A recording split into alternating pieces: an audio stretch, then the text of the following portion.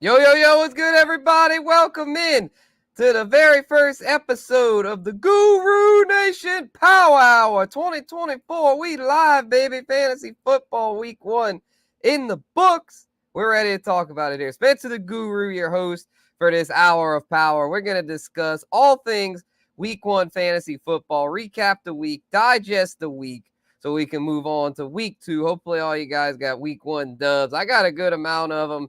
Didn't get as many as I'd have liked. I want to win them all. I'm in 13 leagues, but obviously hard to win every single league. So took a few L's, but got a good amount of dubs. So pretty happy about it overall. And yeah, there's going to be a packed show. We got that as well as Saints Talk. The Power Hour also includes New Orleans Saints Talk. I'm based in New Orleans, Louisiana. So we're going to have plenty of Saints talk, as well as the debut of the In My Humble Opinion segment. Y'all, don't let the name fool you. We're going to have a lot of hot takes on that segment, but the rule is once you start yelling, you got to back off and say, in my humble opinion, and make sure it stays chill. But yeah, it's going to be a great show. We're going to play this little intro song here, courtesy of Bogart Scott Free. We got the sick graphic.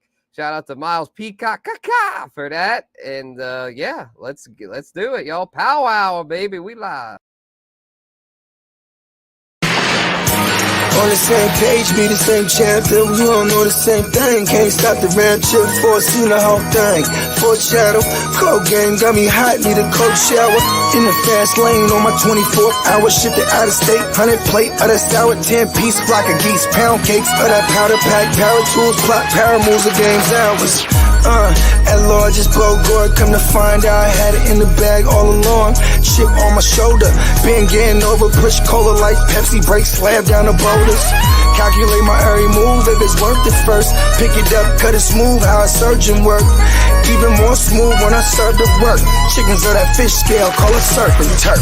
Back when I was young, I hugged the block. Underdogs in the field, clutching blocks, chucking rocks. All grown now, so we flood the block, dumping blocks, stretch it like elastic, cutting soft, make it flip like gymnastics. Duffel stuff with guap, double and quintuple my numbers up a notch.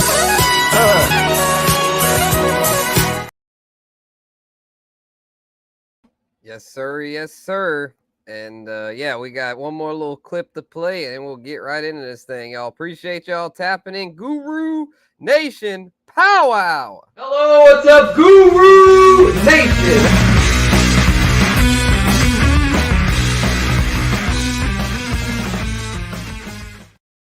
Yes, sir. Guru Nation Power Hour, of course, powered by the Guru Nation podcast. And we have that backdrop right here. Yes, sir. Guru Nation podcast. This is a subset of that. We usually do in the offseason mock draft Monday, but obviously no more mock drafts with the real thing going on. So we're going to do this Guru Nation Power Hour every Monday for throughout the duration of the season. We were going to do it before Monday Night Football, but I had something come up tonight, so I figured let's just do it after, and we might stick with that, assuming tonight's show goes well, which so far it is. Appreciate everyone here in the chat. Let's shout them out. Lee, our ear to the streets. Shout out to ear to the streets.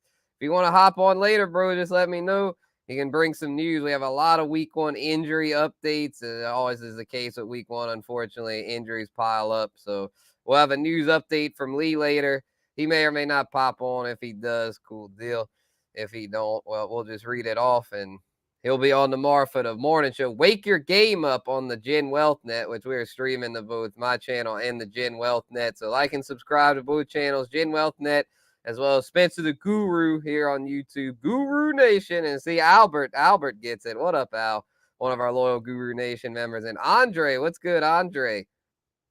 Man, did you see Jordan Mason said he's known he was starting since Friday? Yep. They kept that under wraps, bro. That's dirty, man. Dirty to us fantasy players for sure, because we would have liked to have known McCaffrey was out. Thankfully, I don't have any McCaffrey shares, so I wasn't really tripping because McCaffrey's someone I stayed away from. If I had first pick, I wasn't going McCaffrey. I didn't even have first pick, I don't think, in any leagues this year, which I was so glad, because last year I had it and I thought I was killing it by taking Justin Jefferson in all them leagues, but that burned me. So this year I was like, I don't even want first pick. And luckily I didn't get it, so I didn't have to worry about that dilemma of having first pick, because it was kind of like if you didn't take CMC, felt kind of stupid But if I'd have had it been in that spot, I'd have taken Tyreek Hill or CD Lamb. I had one league, a single QB, where I picked pretty high, and I took CD, either second or third. And then I had second or third in a super flex. I took Josh Allen in one of them and Jalen Hurts in the other. Rammy, what's up, man? I think if you had the first pick, you would have felt the pressure to take CMC like the rest of us. That's what I'm saying. That's why I'm glad I didn't have it, because it would have been tough to pass on him, because you feel like if you would have, and if he does his thing, you'd feel like a dumbass. So, yeah, I admit that, it would have been tough to pass on him. I feel like, though, I moved him down enough on my big board. I moved him down to 4. I moved him down literally below Brees to where I didn't even have him as my overall RB1. I had CD, Tyreek, and Brees ranked ahead of him on my big board. So I feel like I would have been able to have the balls to not take him one. But like I said, I'm just glad I didn't have to be in that spot this year. And yeah, shout out to Bogey. He'll be in here later for In My Humble Opinion. I'm sure he'll have some maybe not so humble opinions, but we'll we'll keep it going. That's the thing that's cool about that segment. We're gonna start them off real loud and stuff, and then we'll tone them back. We'll read the room. Yeah, in my humble opinion, very first time, so we might be a little bumpy, but we'll get through it and have a good time.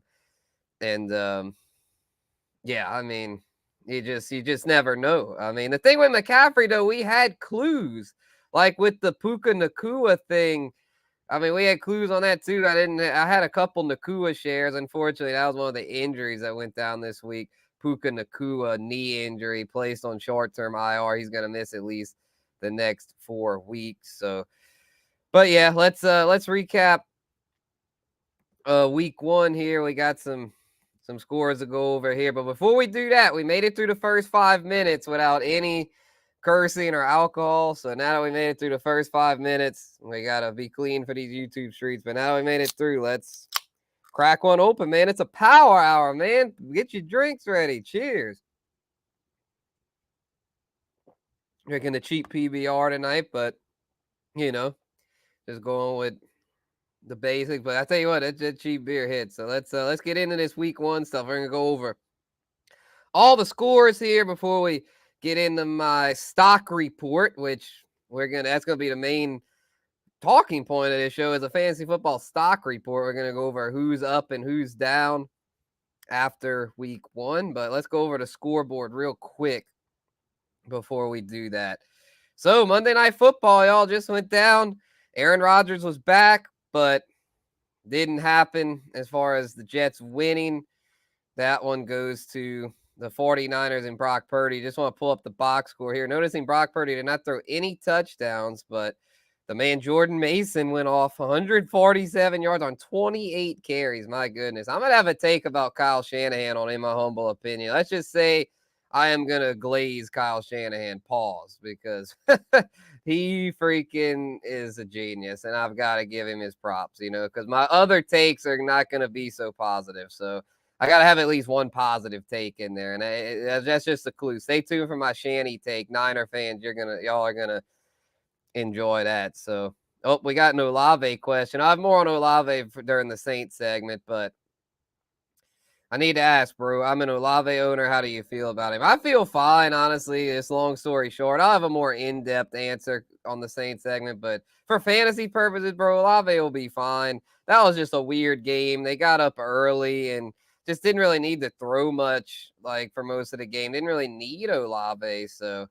that's just my take on that. I don't see Olave being worth trading or anything. It's not worth panicking, is my point as far as Olave. It's not worth panic trading him, because I think he'll be fine in the long run. I think he'll bounce back as soon as this week against Dallas. Even with Dallas, man, they shut Cleveland down, but Olave I think will be fine. Definitely a rough start, but I didn't even include him on my stock down, because I feel like if you're a stud like that and you have a bad week 1, it's not worth downgrading you. But if you're someone that's not quite as much of a sure thing, more like a mid-round or late-round guy, and you struggled, that's more cause for concern. So the guys you took in the first 4 rounds, don't panic about them. Same goes for like Marvin Harrison Jr. and Amon-Ra. I literally had a league where I had all 3 of those guys. Let me see if I pulled that dub off. Oh, I did. I got a dub over Bogey in that league because of freaking Ayuk. Ayuk shit the bed for Bogey, so I got lucky in that the SBI, the Spencer Bogey Invitational. What up, Tino? Appreciate you tapping in. Yeah, I gotta have a little insight on Saints Cowboys. Our teams are about to clash, bro, in week 2.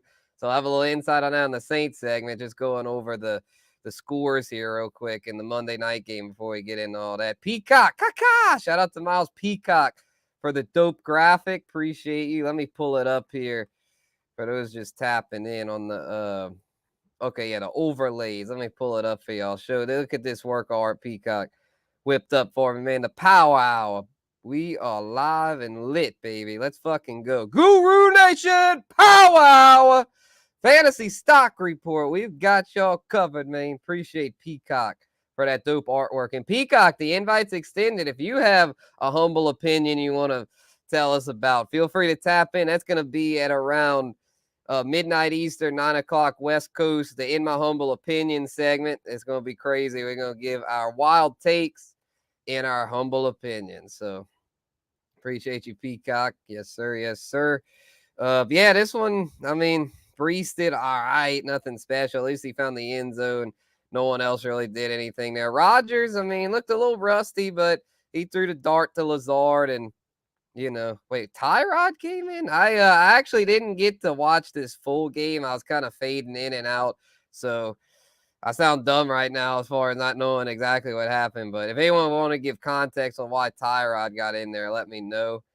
Because, yeah, I was, like I said, I didn't get to keep a super close eye on the Monday nighter, unfortunately. But I saw the Rodgers throw. I saw Mason doing his thing. So, yeah. And then the receiving line, Lizard Man, 2 tugs. Holy shit. Now that Rodgers is back, he's back. That's a perfect example of someone that's completely tied to Rodgers. Wilson, though, at least led the team in targets. Kind of a disappointing line, though, just 6 for 60. Brees caught a few. No one else involved, really. Thought Conklin might be a little more involved. But as far as the Niners go, Juwanna Man Jennings, he's their lead receiver. Had a big role. Debo, of course, played a big role. I figured that would happen with Ayuk just getting back into it. I figured Debo would start off well. Kittle, not bad, but not great. Juszczyk was a little more involved, I guess, with CMC out. Mason only caught 1 pass. Yep, that's that. Oh, it was just the last 2 minutes. Okay, good. Game was out of reach. Oh, okay, I see. Okay, good. Okay, and I guess they were just throwing every play because, damn, he threw 8 times. I was like, damn, did something happen to Rodgers at one point? But okay. Thank y'all for clearing that up. I kind of thought that's what it was, but I was like, let me make sure because that's another thing. Yeah, once I saw it was out of hand, I kind of quit paying attention because I was just like, well, that's the end of that shit. But I'm still hot about starting Kittle over Mason. Damn, yeah, bro. Oh, I'd have. Again, hindsight's 2020. I mean, I'd have probably started Mason because without CMC, it's like you knew Mason was gonna get a big workload. But the Jets have a very stingy front, so I could see you doing that. But also, I think the strength of the Jets defense was more their secondary. So, but yeah, they need Hassan Reddick back, bro. Their defense, he's their guy they signed to be their top pass rusher and are traded for. Rather, I believe. Yeah, they traded for him. He doesn't have a new contract, so he's holding out. But anyway, Apes Against the Machine. What up, bro? Like that avatar there. Appreciate you tapping in, brother. But anyway, yeah, that's the Monday night game. I have more on Shanny on the In My Humble Opinion segment. Really like what I saw from him. But let's get back to the scoreboard. They're not going to go through every box score. Just going to kind of give some quick takes before we do the stock report. So we had the Thursday night football here, the Ravens Chiefs. Actually, we could go through each box score. We'll just be real quick with it. Lamar had a big game, over 100 on the ground. Patty Mahomes, 291 through the air, 1 tug, 1 pick. So not a great debut for Mahomes, but they did what they needed to do to win. So it's just kind of like last year. It wasn't that great for fantasy, but the encouraging thing was that he threw for a lot of yards. Just only the 1 touchdown hurt him because they had 2 rushing touchdowns. Xavier Worthy did really good there. Pacheco as well led the team in rushing in the tug, so not bad. Derrick Henry looked a little inefficient, and yeah, I don't think I'll be able to go through all the box scores, unfortunately. I think it's geeking, but likely 9-1-11 and a tug. The huge week. We'll talk more about him on the stock report. Rashi Rice with a big game. So that was cool to see there out of Rashee Rice. So let's see. CJ Mosley died somewhere along the second quarter and they started running like crazy. Okay, yeah, that makes sense. Damn, CJ Mosley, that's an important piece there. I should be happy because I went 9 of 13 leagues. Just that one league I'm thinking about. Yep, I feel that. It's always that one. I'm in 13 as well, Peacock. Lucky number 13. Cooper Kupp, top 3 ROS. He'll be in my stock report, Apes, and yeah, he could be. Although Puka's just short-term hours. I'm not going to go as far as to say top 3, but top 12 for sure. Yep, exactly. Yeah, Texans won, Saints won, Niners won. All is right in the world. All our teams won. Hell yeah. Shout out to the crew. So, yeah, but anyway, this game was kind of a back and forth as expected. Really, the big takeaways here was the likely blow up. Andrews not doing anything. I think this could end up a 2 tight end offense, though. So, Andrews was battling stuff in the offseason. I think he could bounce back. And then the Chiefs, man, Xavier Worthy didn't get that many targets or carries, but he did a bunch with what he got. So he should start seeing more looks. Kelsey struggled, but I expect Kelsey to bounce back. He's done it for too long not to. I think he's just, he's an aging veteran, kind of like Derrick Henry. You just got to be patient with the aging veterans there. They'll have their time. Just probably preserving themselves for the stretch.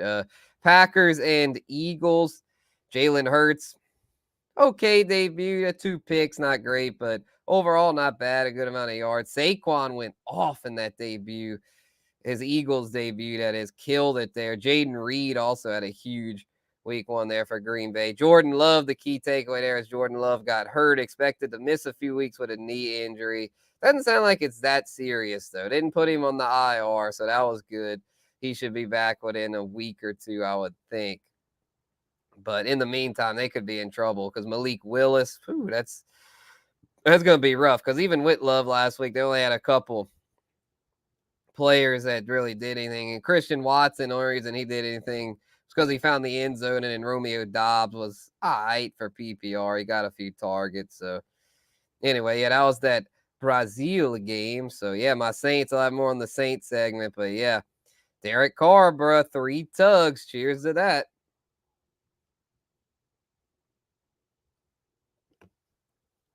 Hell yeah, man. Derek Carr, 3 touchdowns. Did you see the Saints sweep the leaders? No Panthers appearing on there. The Panthers were just complete dog shit in this one. Alvin Kamara with a big one there. Also caught a lot of passes. Rashid Shaheed, bruh. The stud of the game with the big tug there to start it off. So, yep, 59-yard receiving touchdown. Damn straight. So, yep, my Saints killed it, man. Good stuff there. We'll have more on the stock report. I know y'all probably, when you get to the damn stock report, I got to get through these scores real quick. I'll get there.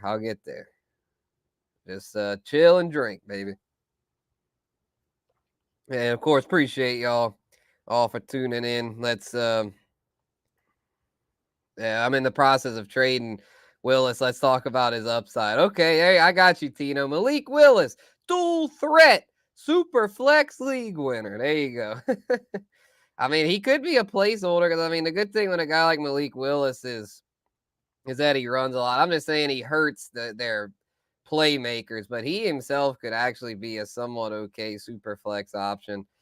But anyway, yeah, Fields, not a great Steelers debut, but at least he got to start with Mr. Unlimited dealing with a calf injury. Russell Wilson, that guy. I don't know. I'm starting to think he just don't care anymore. But, you don't want to be harsh on athletes, but I mean, who isn't? We all are. We're passionate fans, so. But anyway, yeah, this matchup. Falcons were ugly. They didn't score anything in the second half. Corky Kirko Chains, 2 picks. Looked really rusty coming off the torn Achilles and a new offense. So might take him a few weeks to get going. I think he'll eventually get going, but I don't know about Drizzy, Drake London. Golly, he looked bad. He looked terrible. And yeah, looking like Love is for sure missing at least a week or 2, I would think. But you never know. He could try to rush it back, but I don't think they're going to want to take a chance on that. Just throw it to Reed and let him work. Exactly. Yeah, Reed, I think, will be fine. I'm still starting him. I'm not scared because he's such a playmaker. I mean, might want to temper your expectations a little bit. And if it's a shallow league, like I would maybe not start him. But in anything 12 teams or more, I'd still start him for sure. What up, Irish boy? Appreciate you tapping in, brother. What's your take on Amon-Ra? Brush it off and move on. Oh, 100%. I was thinking about that earlier today. Amon-Ra will be just fine. If anything, it was good how that went down. Jameson really burned the Rams because I feel like the Rams are just really trying to key in on Amon-Ra and take him out of the game. But guess what? The Lions still cooked because of Jameson Williams. So defenses are going to have to pay attention to Jameson. So and then now that with that the case, they're not going to be able to key in as much on Amon-Ra. And they got Laporta and Gibbs and Montgomery. They got too many damn playmakers over there to double and triple team someone. So Amon-Ra is going to be just fine. He's a damn stud. Yep, trade for the sun god. Exactly. He's definitely one to try to trade for at this point for sure. That'll be another segment we could add in here as far as trades. Buy low, sell high. We'll definitely add that in its own. Probably after a few weeks, so it's probably too early to worry about trades. But hey, I got a blockbuster offer in the SBI. Shout out to Heart to Start Kev. You know, the trade offer is already hitting, and if someone's willing to give you a good deal, you might have to take it. You know, because it's one of those things, kind of a win-win. He needs quarterback help. I could use. Well, I could. He needs quarterback depth, so I was going to try to upgrade at the position and sacrifice some depth, but we'll see if we can come to a deal. Ferguson hurt now. Yep, that's another one. We'll go over that on the stock report. Should I drop him for Parkinson or Likely? Even if I don't get Likely, go for Parkinson. Yeah, Parkinson had a roll. No Tyler Higbee for a while. No Puka now, so I think Parkinson's a good pickup if you can't get Likely. Yes, I will agree with that.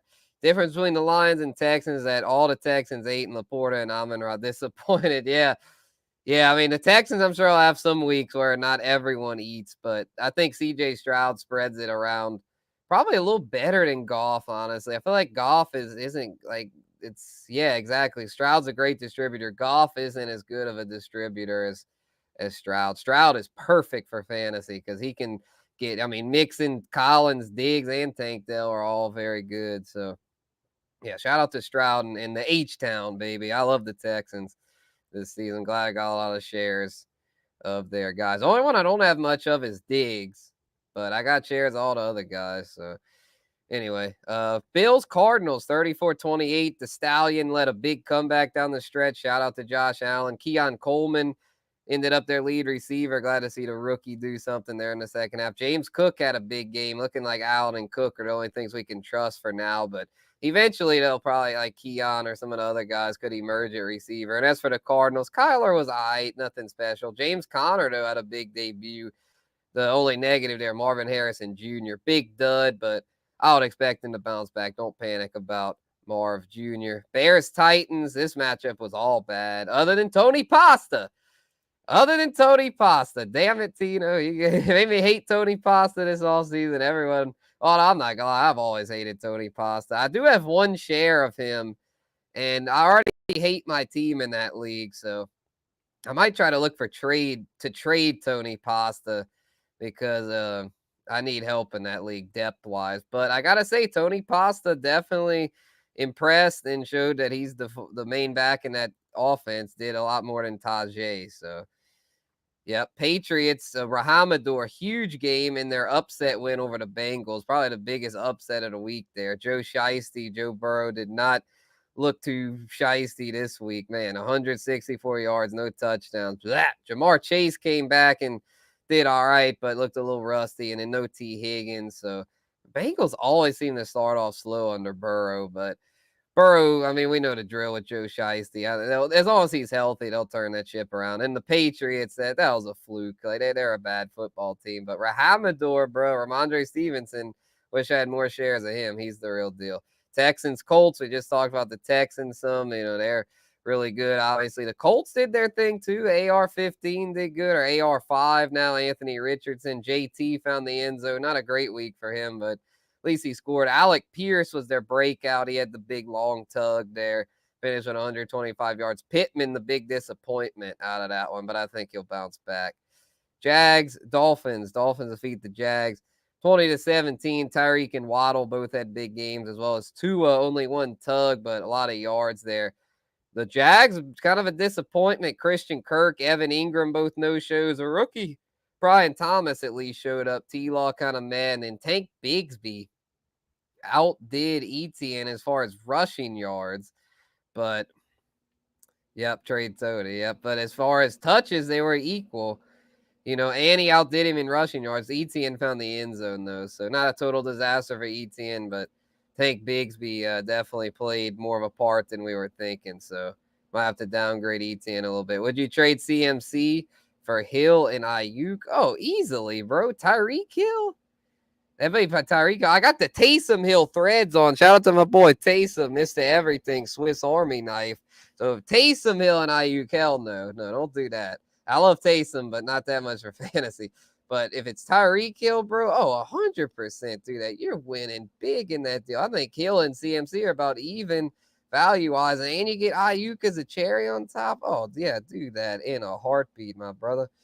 I'll hate on the Colts Wednesday on H-Out Huddle. Yeah, shout out to H-Out Huddle. Yeah, we got a lot of programming coming up on Gen WealthNet. Tomorrow morning, wake your game up. Gonna have all the waiver wire additions for y'all. And H-Town Huddle on Wednesday. Peacock's gonna have all the Texans isms as well as AFC South breakdowns and answering any fantasy questions you guys might have. So yeah, tap in, folks. So yeah, that game wasn't the best, but at least it was more yards and touchdowns there. Wish they had a little more scoring. Vikings, Giants. Giants, a big disappointment there. Only 6. At least Malik Neighbors did a little something. The Vikings were a pleasant surprise, though. Jalen Naylor caught a touchdown. Jettis did his thing. Not a huge game for Jettis, but at least he caught a touchdown. And Sam Darnold wasn't a complete piece of shit, so at least he did all right. And Aaron Jones had a good game. Singletary, not a whole lot from him. So got only a few more games left before we do the stock report, which I kind of basically am doing a stock report as we speak, but I'm just going to go highlight the ones that I feel strongly about before we get into the In My Humble Opinion segment. Let's go. Let's see the Raiders and Chargers here. J.K. Dobbins, big game there, had the big long run and did a lot more than Gus, so definitely was encouraging to see him more involved, as well as Ladd McConkey, the rookie. He had a pretty good game in his debut. Justin Herbert, not a great game, but at least he got to tug the McConk, the Scottish lad. So yeah, shout out to Ladd McConk. You have to play the bagpipes here. Where are the bagpipes? Gotta let's see. We'll have to switch to this, but yeah, we got to get these bagpipes playing for the Scottish lad, honoring his first career NFL touchdown, Laddie McConkey, the bloody lad, gentlemen. Ah, yes. The Scottish laddie, baby. Yes, sir. Gotta shout him out. Laddie McConkey. So I got Wilson and Dell. Oh, we got a trade question here. Dominic. Appreciate you, Dominic. Dude, I just got an offer of Garrett Wilson for Tank Dell, for Brian Thomas. Wait. Whoa. Yeah, well, I don't get it, bro. I'm not comprehending this. I just got an offer of Garrett Wilson and I got it now. Gotcha. Yes, all right. I got a beer in my hand. We just we go on as we go. So got an offer of Garrett Wilson and Tank Dell for Brian Thomas, Jaden Reed, and Pickens. My other wide receivers are Rice and London. Oh, Drizzy. Oh yeah, you could use some help. So you're getting the 3 for 2 or the 2 for 3. Let me know again. Okay. Yeah, there you go. Wilson and Dell is who he gets, and he's trading away Thomas, Reed, and Pickens.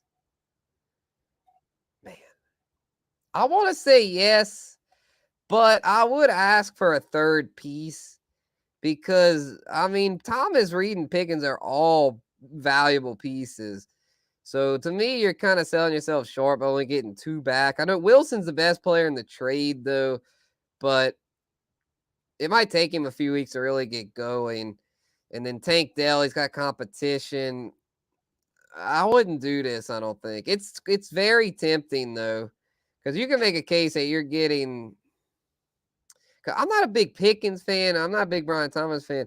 And you're kind of selling high on Jaden Reed, which is smart. So I would try to just get like a third piece that's like decent, like just some sort of bench piece that the guy is like just something is like a third piece. And if you can just get something that's like better than a waiver wire guy, then I'd do this. I think it's overall good for you. It's just, you just don't want to. It's good to dance. It's good to negotiate. So I'd send the counter and ask for a third piece. But yeah, I like that. That's a good trade for you. We got a lot of trade questions coming in. Cap for life. What up? Cap for life. Hey, bro. Yeah, what up, bro? Appreciate you tapping in. I'm number 2 on the waiver wire. Hill or Mason? Oh, Mason, easy, bro. I mean, we don't know. CMC might miss another few weeks or something, so I'd for sure get Mason. Justice Hill, though, could be sneaky, but I still think that's Derrick Henry's backfield. WRP's Wilson. Oh, Pierce or Wilson, Arizona. Need to. Do I drop Herbert, pick up Fields? I think I'd keep Herbert. I'd give him another week or two. And I'd probably lean Pierce over Wilson. I don't trust Wilson, Aaron. The only reason he did anything is because he caught a touchdown. So I'm going Pierce. Pickens is weak. Take the trade. Yeah, I feel that. I'm not a huge Pickens fan, but I can't say he's weak. Like he's not great, but he's still a piece of a piece of value. Like a flex piece. So you gotta, even if you don't like someone, you gotta value people correctly. So you don't want to get ripped off. Grade the trade: Stroud and Singletary for Josh Allen and Michael Pittman. Oh, come on, bro. Allen and Pittman, 100%. That is an insanely lopsided trade. I mean, Stroud might come close to Allen, but Singletary and Pittman, like Pittman is way more valuable than Singletary. I hope you're on the Allen Pittman side of that. How did CMC get hurt? Practice? Yeah, I think so, Tino. I think so. Yeah, I think it's that same injury, bro. Yeah, it sucks, but I'm just glad I don't have any shares. Anyway, okay, so the Chargers won 22-10. Shout out to the laddie. The Ginsu ended up getting some garbage time, but overall, rough showing for Raiders offense. Amir Zeus White, not a good debut for him as their starting running back. Seahawks, Broncos. I don't know how the Broncos got 20 points. Their offense was just god awful in this game. Seahawks did pretty good, especially on the ground. Lockett did something. JSN and DK didn't do shit, but then Gino had a rushing tug, so yeah, I don't know. I just think Denver is dog shit this year, but that could be in my humble opinion take. I'll give them one more week before I really lay it on Sean Payton. All right, so the boys, shout out to Tino and Derek. Cowboys win. How about them Cowboys? 33-17 over the freaking doo-doo Browns, bro. Gosh, they stunk. Other than Jerome Ford, everyone for them was trash. So moving on. Bucks, Commandos, 37-20. Shout out to Baker, 4 touchdowns. That's Kidda's boy was pounding the drum for Baker Mayfield, and he delivered in week 1. But not to write on the parade for y'all Baker truthers, but the Commandos were by far the worst pass defense last year, and they still look like a really bad pass defense.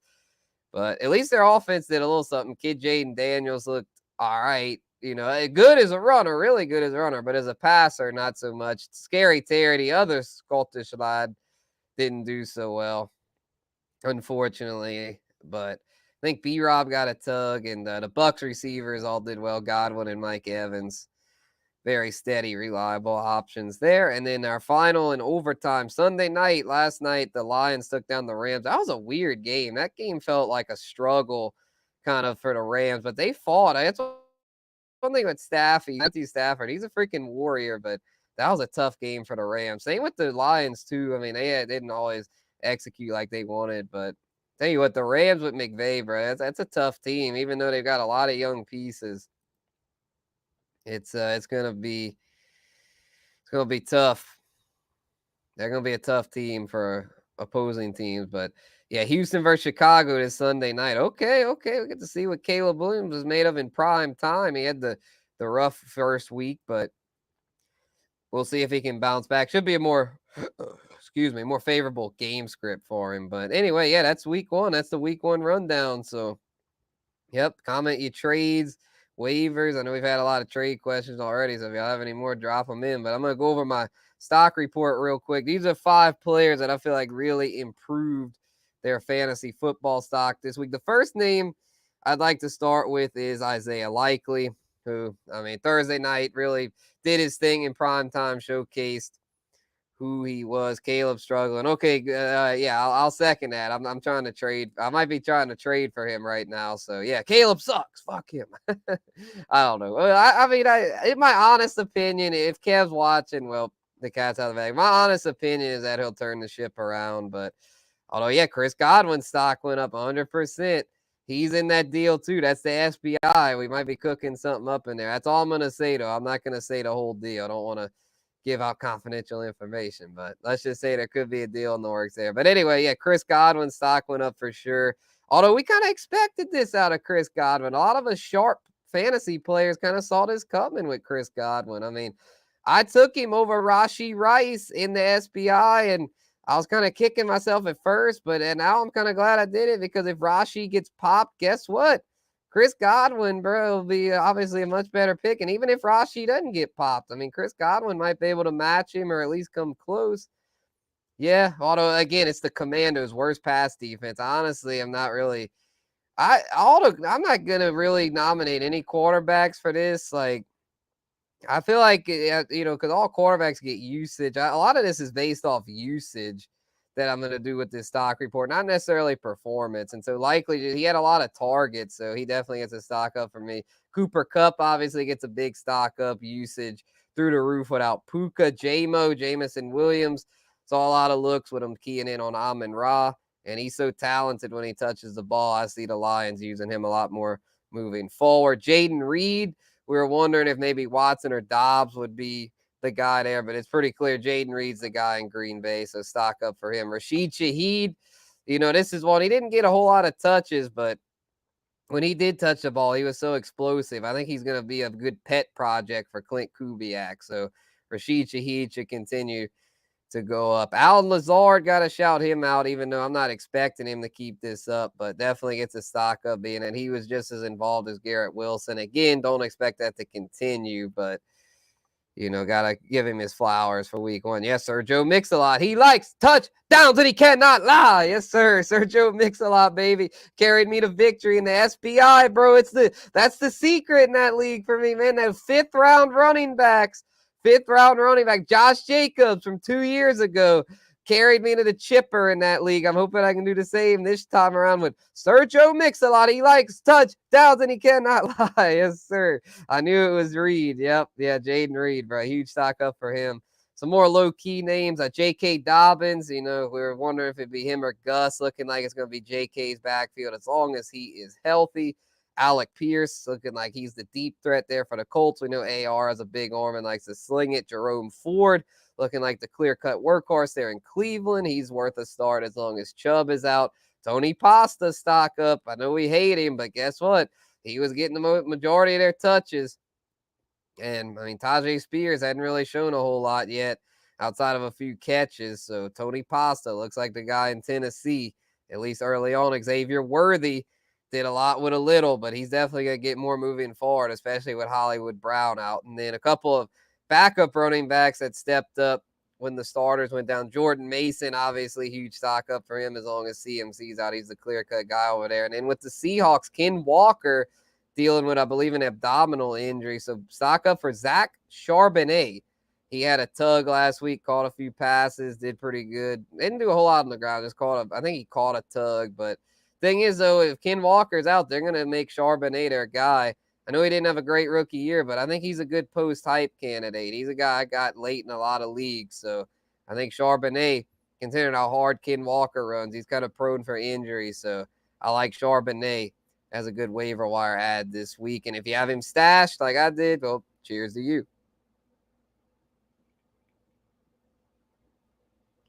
All right, stock down. A few names to go over for stock down. My apologies. Just getting this thing going. I'll have little banners and shit next week for y'all so y'all can see the names, but we going on the fly. Y'all bear with me. Stock down, Raheem Mostert. Terrible week 1 for Raheem Mostert. Looked like J.K. Dobbins and with the Hobbit or which novel? Yeah, Harry Potter, bro. Yeah, J.K. Yep. But anyway, yeah, Mostert. terrible week 1. Jalen Wright was inactive. I was thinking he would do pretty good. And, yep, Gus is a little bus. He ain't scared of that bus. So, anyway, Mostert, though, bad week 1. I am concerned about Raheem Mostert looking like J.K. Dobbins. J.K. Dobbins, golly, look at me. I'm already drunk, y'all. I didn't even have a beer, and I'm already messed up. Joking. Javon A-Chain was the name that is. He should have been on my stock up because he got the majority of touches. Mostert looking rough there. I'm nervous about Mostert. I don't even think I'd start him next week. Maybe if they have a soft matchup, but if not, I ain't gonna mess with him. Drizzy, stock down. Drake London. Freaky ass. Well, I don't want to put him in there, man. Even though he shares a name with freaking Drake. Let's hope Drake London isn't like that. But anyway, Drake London, just a bad first week. Did not see hardly any targets. Only 3 targets. Not a good look for Drake London. And I'm so glad I stayed away. That was one of my ones to stay away from. Yeah, let me pull up the Womp Womp for y'all because we're talking stock downs. Let me pull that joint up. If I can find it. I need to have Peacock in the back. I need to him be my producer for this joint moving forward. Let's see. If he can. Obviously, if you're busy, bro, don't feel obligated. Let's see. Where's the... I don't know where it is. Oh, is this it? Yep. Drizzy. Drizzy, bro.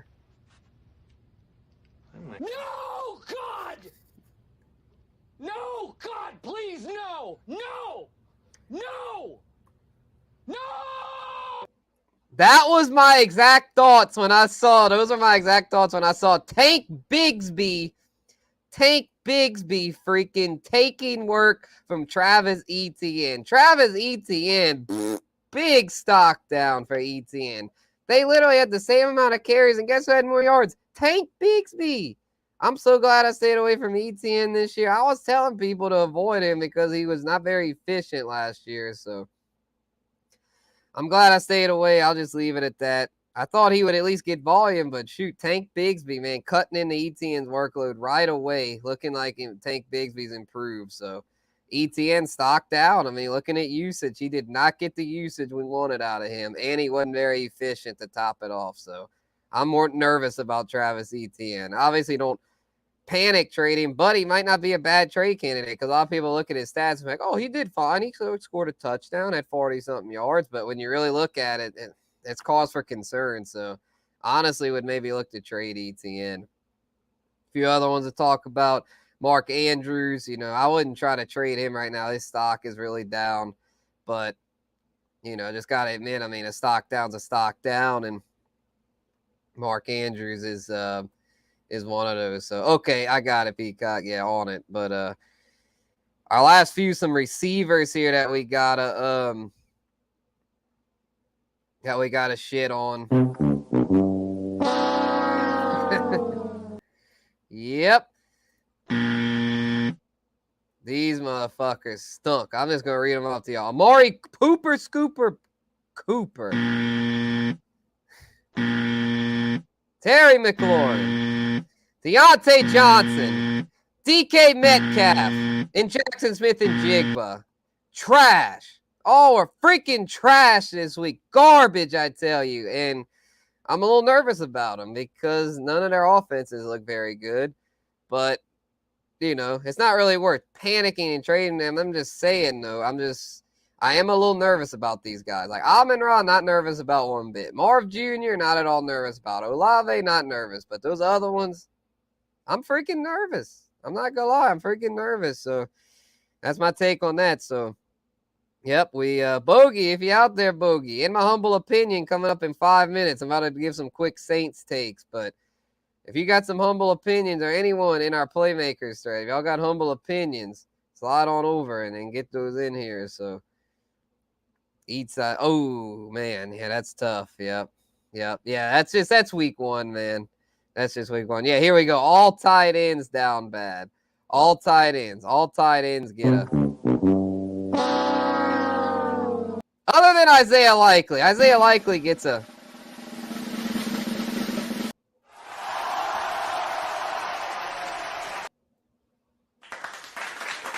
Yeah. All for Isaiah Likely, because the rest of the freaking tight ends suck. So that's there you go. Isaiah Likely, baby. Shout out to him. But let's see. Scoring down this year isn't my fantasy teams. Might be down a tad, but not really though, Tino. Most of my fantasy teams did pretty good, but week one it can be like that, man. Don't panic about week one. I've had years where I was horrible in week one. So yeah, week one is just kind of odd. I would say it was about average, though, as far as scoring. They had some kind of back and forth games, but yeah, they did have a lot of offenses that shit the bed. So yeah, I think you got a point there, but I think that's kind of true a lot of years early on. It takes a little while for these passing games to get in sync. So anyway, let's get into the Saints talk, baby. Yes, sir. Who that say they gonna beat them Saints? Yes, sir. Let's pull it up here. Let's put it up. Let's put it up. Saints talk, y'all. Let's get right into it, man. Let's get into it. Let's get into it, y'all. Let's get into it. Let's get into the Saints talk, y'all. I gotta talk my shit, man. I gotta talk my shit. Oh, well, let's get Tino get his little take in. I feel like a lot of O-lines are struggling. Most quarterbacks didn't have much time in the pocket.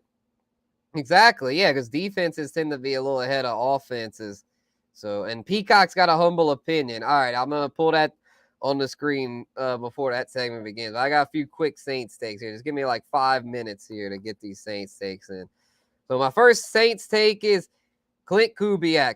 Hallelujah! Holla freaking hallelujah for Clint Kubiak, yo. 1 beer. 2 beers. 3 sips of beer, 3 cheers, whatever you want to call it for Clint Kubiak. Because that's how many, in Derek Carr, that's how many Derek Carr threw. No, fuck Derek Carr. I'm not giving him the credit.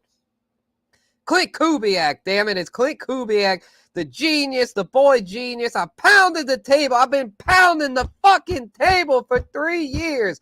After Sean Payton left, I was like, please hire an innovative offensive coordinator. Get rid of Sean Payton's leftover plays. But they finally did, and guess what happened? We whooped ass. That was the best Saints offense since Sean Payton. That was the best Saints offense since Drew freaking Brees, baby. That Saints offense looked revitalized, and guess why? Clint freaking Kubiak. Even Derek Carr's dumbass can thrive in that offense. So shout out to Double K, Clint Kubiak, baby, the Koobster.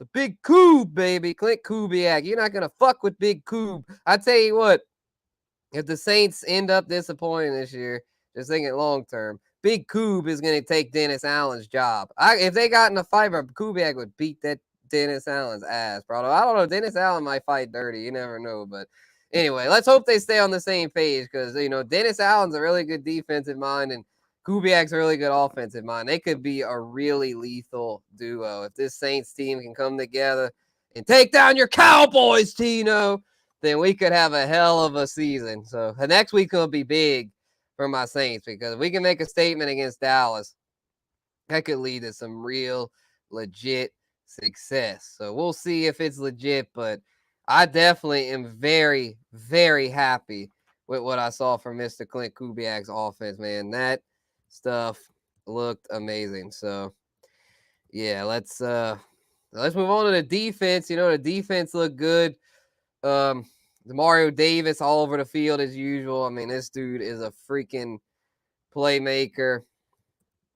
And the secondary, got shot the secondary. Honey Badger forced a fumble. Let's see.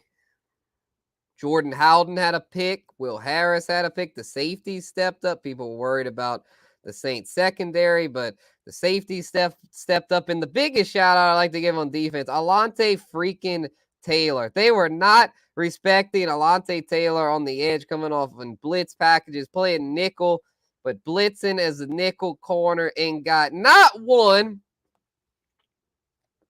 not 2, but 3 sacks. 3 sacks for our nickel corner, Alontae Taylor, bro. 3 sacks. Y'all better be prepared. Y'all's O-line better be prepared for that force known as Alante Taylor. Damn it. Panthers look like this last year's Panthers, but worse on defense. Facts, they look like ass, dude. I gotta admit, and that'll be part of my, in my humble opinion, rant about how he just, let's not get too far out of ourselves with the Saints. Taylor on my bench and 2 IDPs, 40+ points. Facts. I don't even think I had him in any IDP because I was like, he's a cornerback. He ain't gonna do much. But anyway, yeah, this shout out to the defense for my Saints. But yeah, as far as I'm about to completely switch up the vibe here when I give y'all this, in my humble opinion. But I mean, I'm happy though for week 1. I gotta gas up my team at least a little bit. I don't want to come on here and just kill the mood as far as just being like I gotta at least give credit where credit's due, and they played a hell of a game. Because guess what? You can say how bad the Panthers are and how much they suck, and but they're still an NFL team. They're still. I had somebody that text me and say, "Oh, I think sorry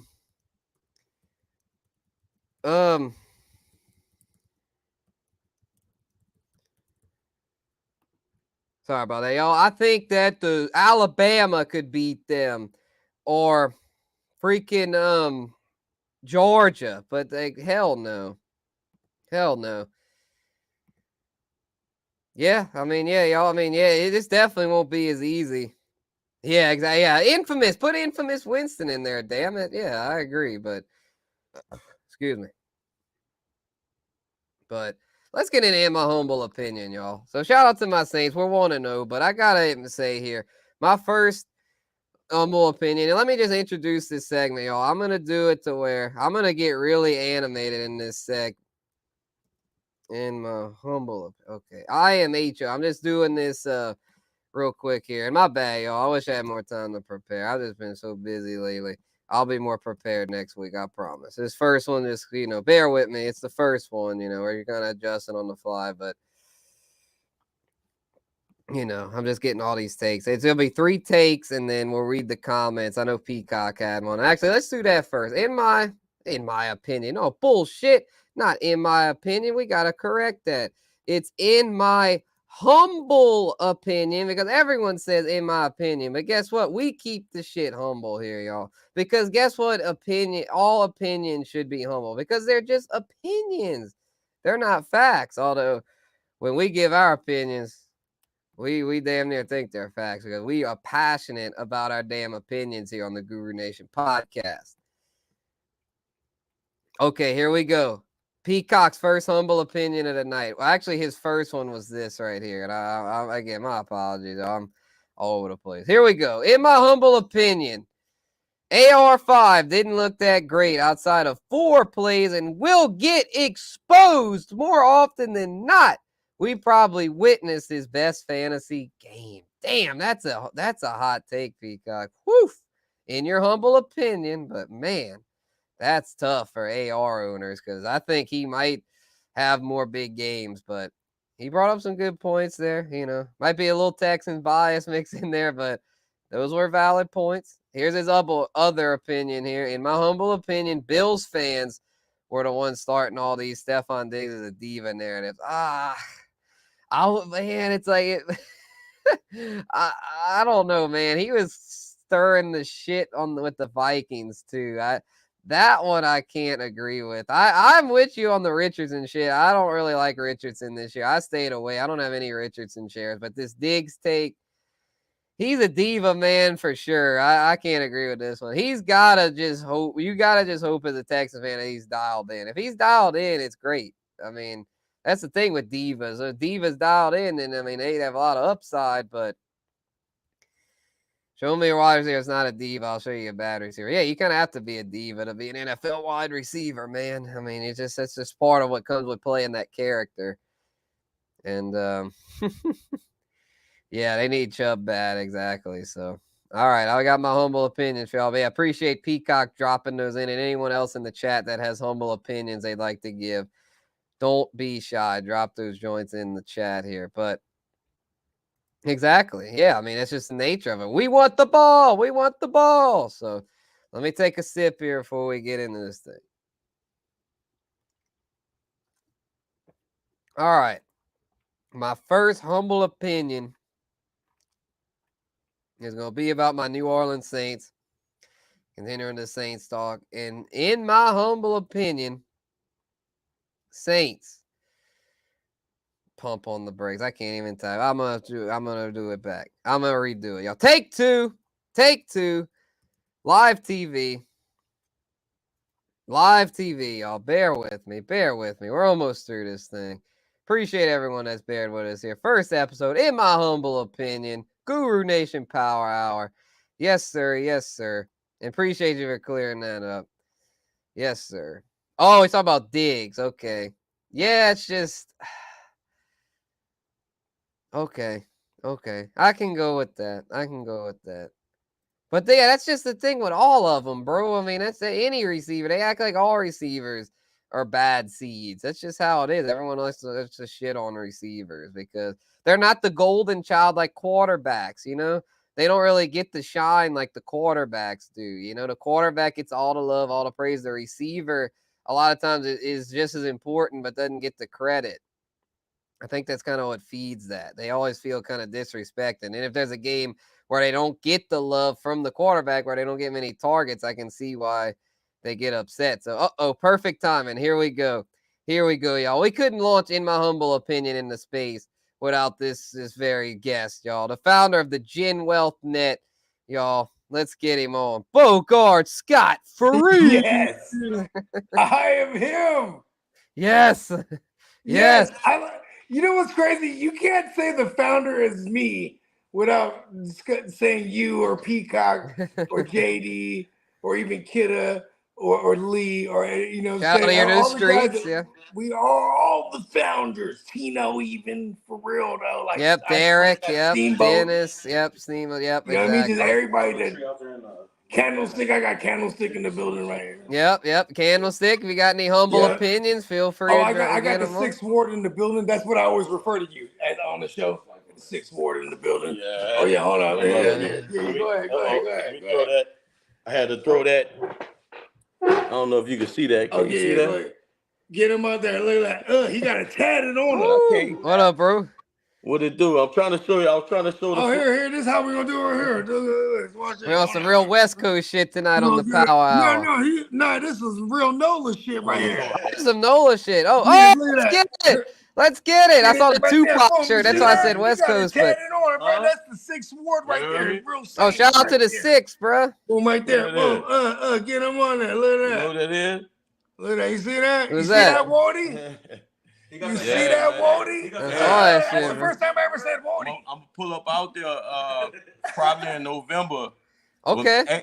Yeah, matter of fact, you gonna be in it. You gonna go to the Atlanta game? Possibly. Yeah, if you're there, man, hit me in up. Atlanta, I'm talking about.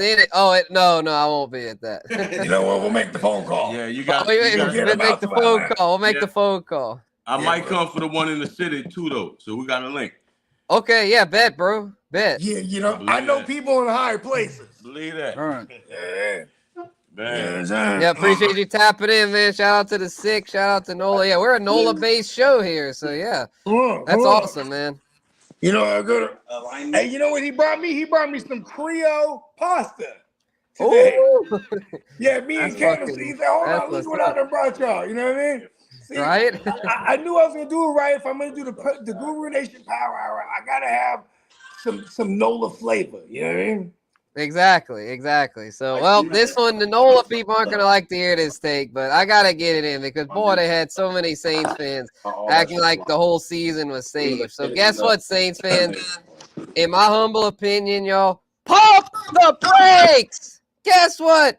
We beat the fucking Panthers, arguably the worst team in football. I mean, yeah, it's great to be 1-0, but, bruh, you beat down a freaking kid that goes out in the playground with one arm tied behind his back. Of course he's gonna get his ass beat. Like, what is he doing? Like, dude, you don't even have both arms out. And by that I mean it's because their owner, David Tepper, is a fucking moron. So if your owner's a moron, it don't matter who you got. It's a trickle down effect. They are ass, bro. They are terrible.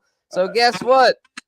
We beat their ass, but at the end of the day, the real season starts this week because Dallas is a legit opponent. Carolina is trash. Bryce Young is trash. I'm going to get into that for my next take, but Saints fans, pump the brakes because guess what? If you go into this Dallas game feeling righteous and too high and mighty, guess what?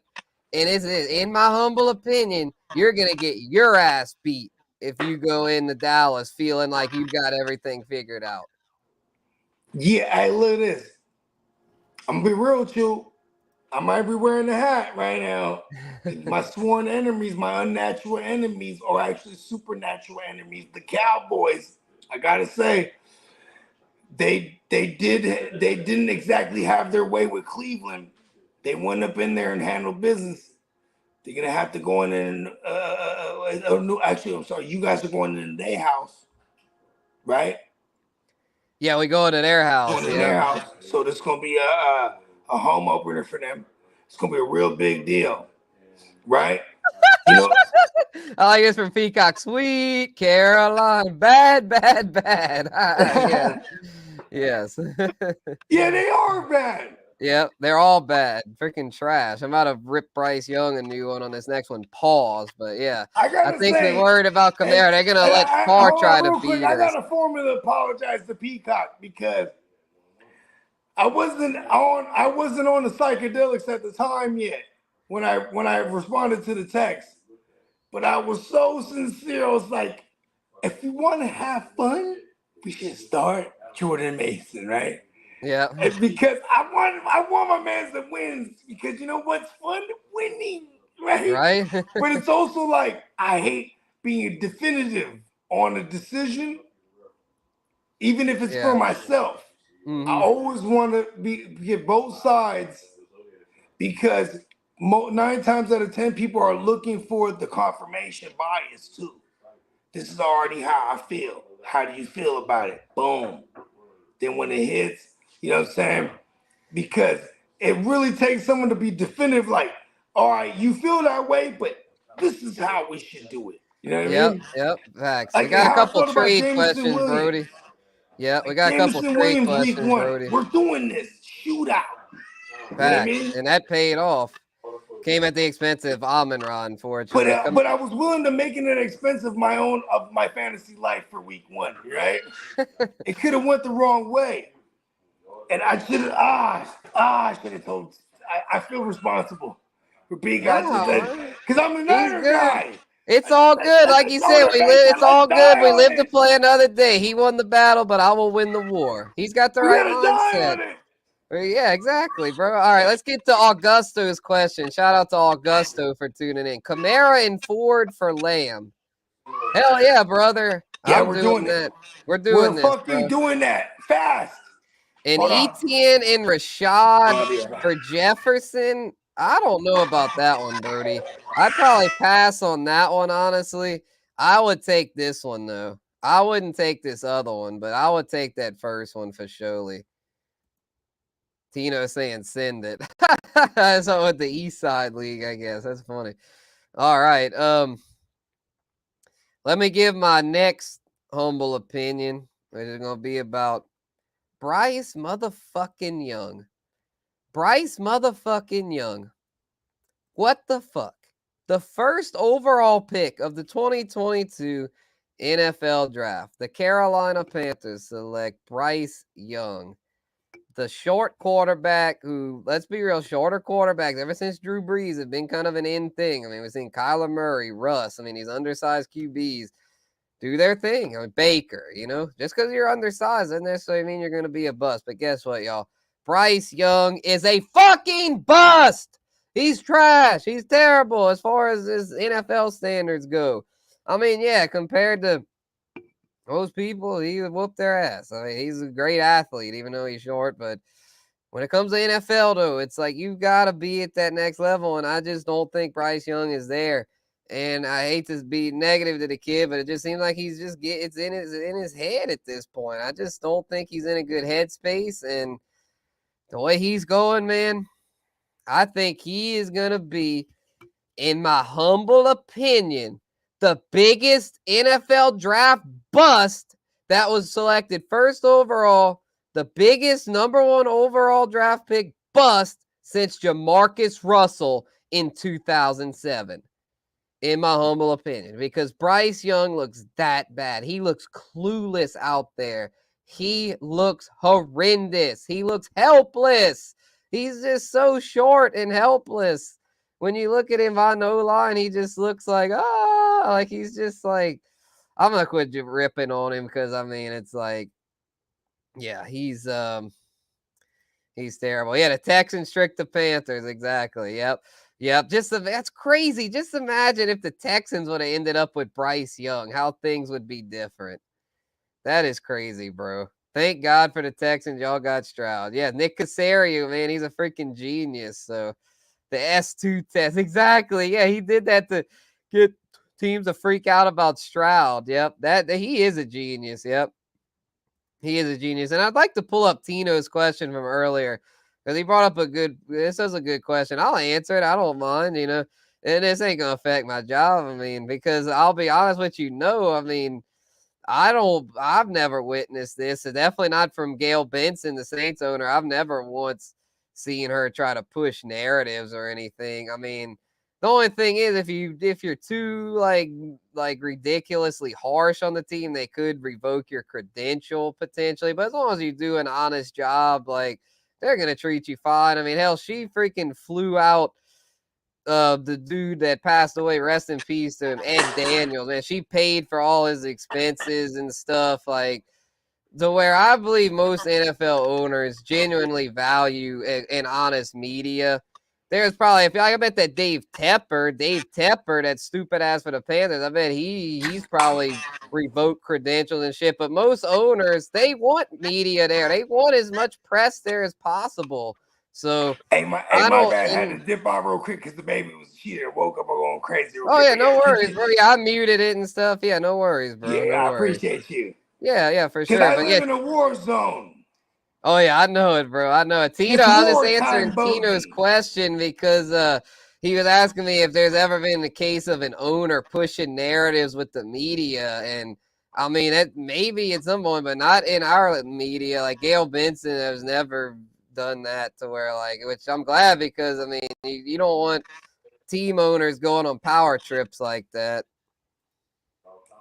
Hannah McNair pushing narratives that Amy Adams, the Titans, are bitter. Oh, yeah, I believe that. But I would say, right? Like narrative pushing is what media is all about. Well, exactly. So it's like that's why they don't want you to. They're gonna get mad if you push some narrative that the team is just totally trash or whatever. I mean, yeah, they're gonna be mad at you about that. But yeah, I mean, I feel like though, most of the media is pretty unbiased. Like most of the media does a good job of not being a fan because if that's the thing, if you're in the press box cheering like a motherfucker, they're gonna kick you out. They don't allow fans in the press box. Like when I'm in the press box, I gotta take my cap off, and I cannot have any Saints gear on. I cannot cheer for the Saints. I've got to be neutral. It's crazy. That's how it works, man. You gotta keep it professional. I'm not gonna say a name, but I know a guy who's a Niner, works for the Seahawks organization. Yeah, shout out to. I'm not gonna say the name. Yeah, I won't say it either, but shout out to him. We know who he is. We're gonna take that organization down from the inside. Hell yeah. All right, here we go. Wait, what's your humble opinion, Bogey? Before we get to my last one. Okay. In my humble opinion, Cleveland just needs to start Jameis Winston, bro. Fuck the dumb shit. Infamous Winston, let's fucking go. Come on, bro. Fuck him and his fucking bullshit They contract. got in there with Wacko Flacco. Now they can get in there with famous Jameis / I'll drink to that, Winston. baby. Woo! Come on, bro. In my humble opinion, bro. Right, Jameis Winston, baby. Start Jameis. In my humble opinion. Why did they bring in Jameis? To take Watson's job, in my humble opinion. Right, okay. Remember last year they were trying to have these rookies behind them and shit. Yeah, DTR, yep.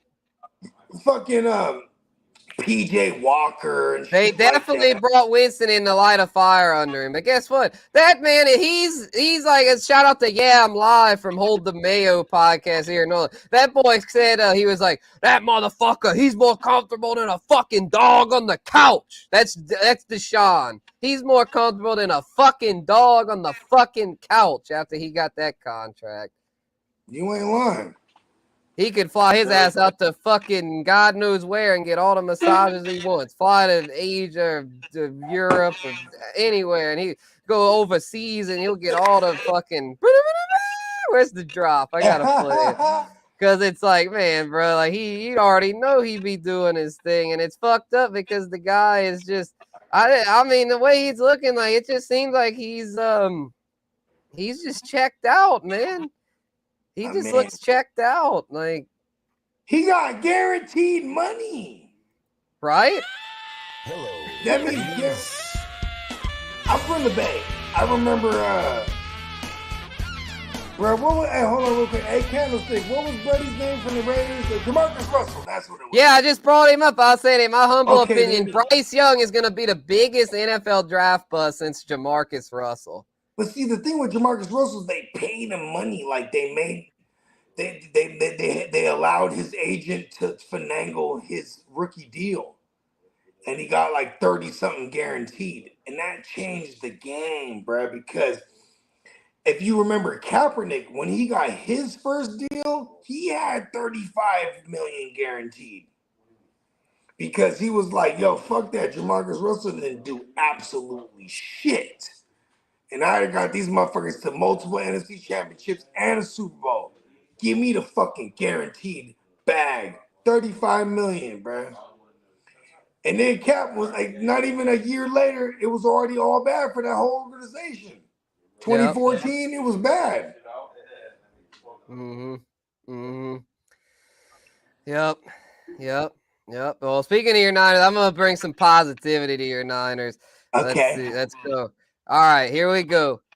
In my humble opinion, Kyle Shanahan is not only the best offensive mind currently in the NFL, he is the best offensive mind of this motherfucking decade. And that's no disrespect to the OG Andy Reid.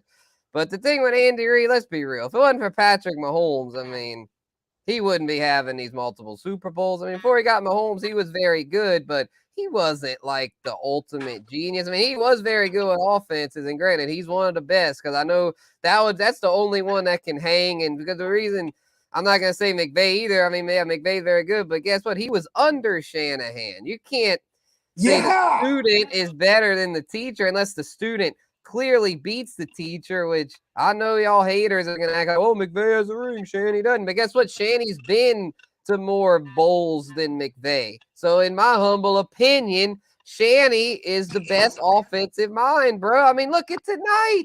No CMC, no problem. Okay, I love where you're going here, right? Because in my humble opinion, if there's such thing as a lineage for real, like his pappy, Mike Shanahan. Oh, yeah, Super Bowl champion, yeah. Listen, I was born in 84. Yep, he was a Bill Walsh disciple. The gang that I was born into already had two of them hoes. Actually, they had one. They had two of them hoes. What is it? Yep. What? The second one was after I was born. After I was born, bro. You know what I'm saying? And then, you know what I'm saying? I got to really see it for myself. Where I'm a young mustache. I mean, like not even a mustache, bro. I'm like 10 years old. This is 1994. I got to see it the same way you saw Drew Brees do it for the fucking state of Louisiana. Yes, he did it for us, damn it. I got to see Steve Young do it for us. My dad and all them, they told me about Joe Montana and all this shit. And yeah, I remember Joe Montana. I remember how detrimental it was when we lost that game where the Cowboys won the NFC Championship, where the Cowboys went on to go win the Super Bowl. That was the last game for Montana. He went on to the Chiefs. And he took them to the AFC title game. And my dad, he's hella funny, though, because my dad was like, I remember as a kid, he was like, listen, we're Niners, but I love Joe Montana. And this motherfucker was an honorary Chiefs fan. I used to get on him as a kid, bro. Like, man, fuck the Chiefs. Right. I even said it as a kid. Yeah. Because fuck them. Now they done beat us in 2 Super Bowls. Fuck the Chiefs. Yep. I just put in the chat here. My Super Bowl pick this year was Lions Chiefs. And if it is, boy, I hope the Lions beat their ass. Dan Campbell, baby, bite off Mahomes' kneecaps. But I mean, your Niners, though, they're going to be a threat. And it's like, I'll tell you this, I think this is the Final Four. I think it's your Niners, the Texans, the Chiefs, and the Lions. That's my championship 4 picks right there. You know what's crazy about that is like you have the thumbprint of a Mike Shanahan through his son on over to his son's coaching tree to a D'Amico Ryans. Then you got Andy Reid, who's the only, in this conversation, in your Final Four, he's the only veteran fucking OG coach that you have in this scenario. But he also has if there's ever a fucking, a master, there's an apprentice, and he has the fucking apprentice of them all, bro. Fucking Patrick Mahomes, bro. Fuck that motherfucker, bro. Anyway, then, right, you got the Texans, like I said, also a fucking hold on, let me get this light real quick. I'm making a point. They trying to shut the lights on me. We're not done yet. Like that. Hold on. All right, in my humble opinion, Bogey needs his lights turned back on. You got the Dan Campbell. I got to get to the Dan Campbell. You got the Dan Campbell, who's a product of Sean Payton for real. Mm-hmm. When it came to like the isms of how to coach. Yep, and how to build a team. Yeah, Lions are built very similarly to the old Saints. Yep, exactly. But he was probably what he thought Sean Payton should have done. His approach to coaching is probably like, this is what I would have done. What he didn't do. Be aggressive. Be this, be that. You know what I mean? Yep. Sean Payton, as he's gotten older, just isn't. He sucks, man. Sean Payton has to be. Yeah, I was gonna save that one for later, but here's just an early preview. In my humble opinion, Sean Payton's lost a step as a head coach. I'll have more on that next week or the week after, whenever maybe he'll redeem himself next week. But that's my early take on that. In my humble opinion, Sean Payton has lost a major. So yeah, exactly. I'll really rip him whenever the L's pile up bad. But yeah. That's just my early humble opinion on that. Sean Payton's lost a step, and I'm glad we fired his clipboard holder, Pete Carmichael, and got good old Clint Kubiak, baby. Woo! Yeah. Clint Kubiak. Let's fucking go. His pappy was a great coach, Gary Kubiak. Let's go. It's going to be our offense looks rejuvenated. A product of Mike Shanahan. You should look at the Kubiak joints. I'm in the restroom. Yeah, do that. I'm going to the crib though. Okay, no, okay. No, I'll be right back. Oh yeah. And if you look at the Kubiak joints, right? When Gary Kubiak was the backup QB for John Elway, he was also the OC assistant, bro. Yeah. Like he was under Mike Shanahan even then.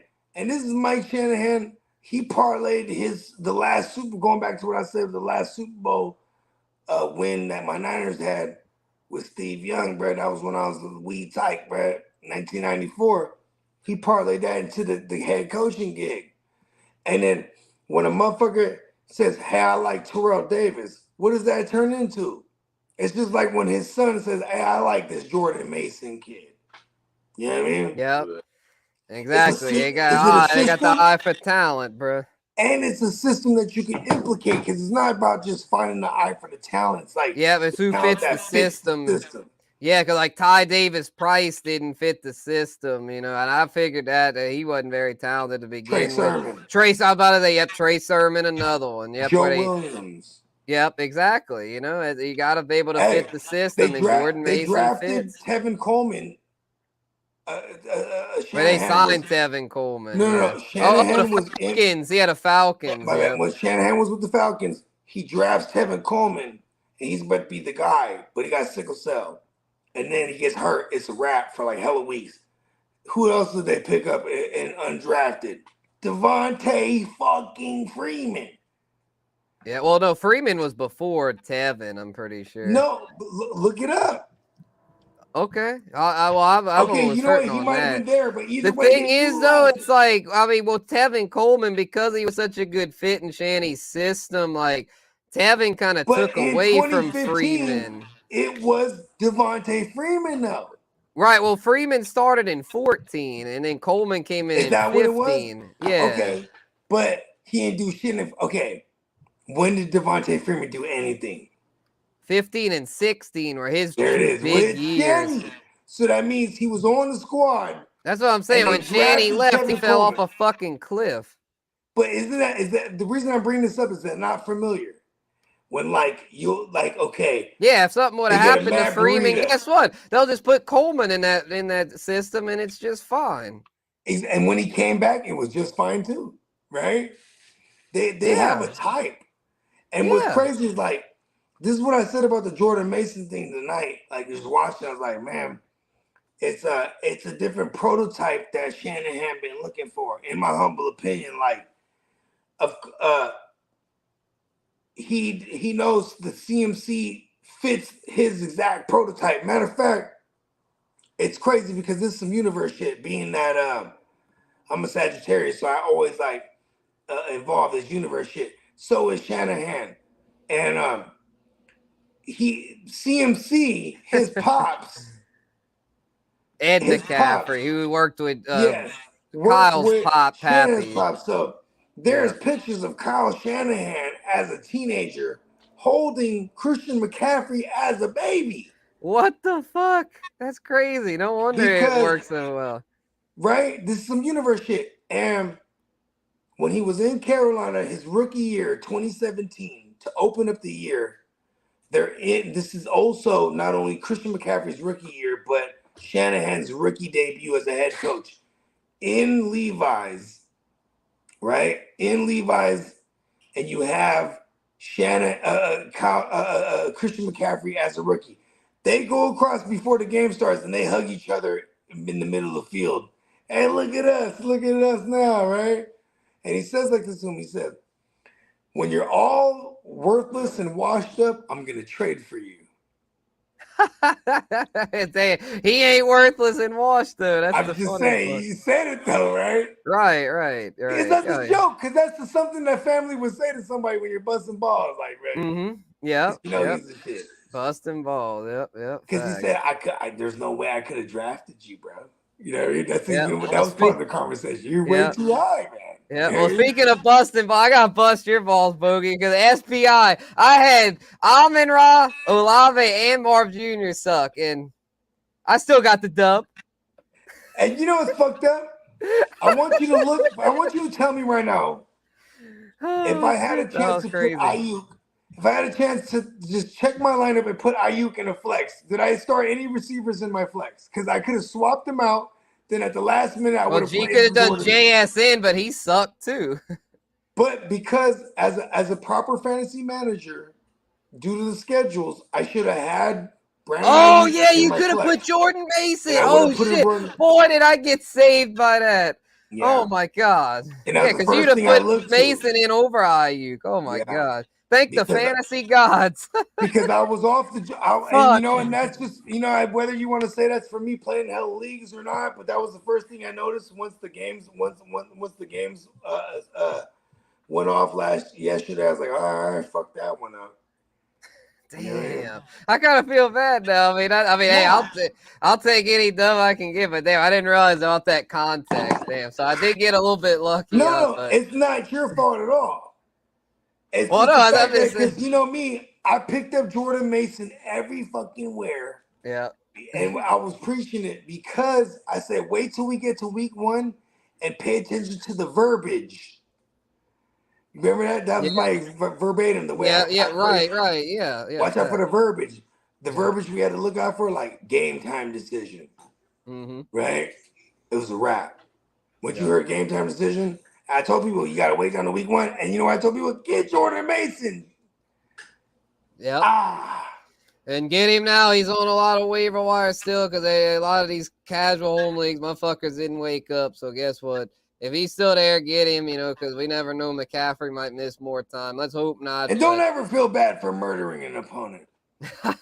They were trying to do the same thing. We're going to war, damn it. Yeah, I gotta get into character. I gotta harden my heart. It's wartime, damn it. Say yeah, kill a motherfucker. Yeah, I killed you in 2 of 3. You got me in Gin Wealth. I laid an egg in Gin Wealth, but I got you in the homies and the SPI. Hey, it happens.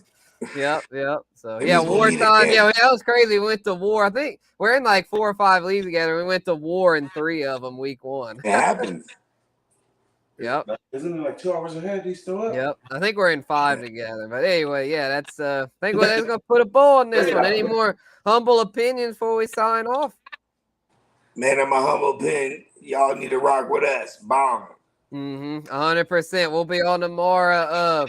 What time are you thinking, Bogey? I mean, it's like wake your game up. It's like 10 a.m., 8 a.m. Central time. Yeah, 10-ish Central, 8-ish West Coast. We'll be on tomorrow live. In my humble opinion, baby, we'll be back then to give y'all the early waivers, answer any questions y'all got. So salute, appreciate everyone, and yeah, we'll be back then. Appreciate the Guru Nation Power Hour listeners. Man, couldn't do it without y'all. Stock report, Saints talk. In my humble opinion, we'll have it more together next week. It was the first show, and I've been very busy, so my apologies for not having it that structured, but we'll get it on track.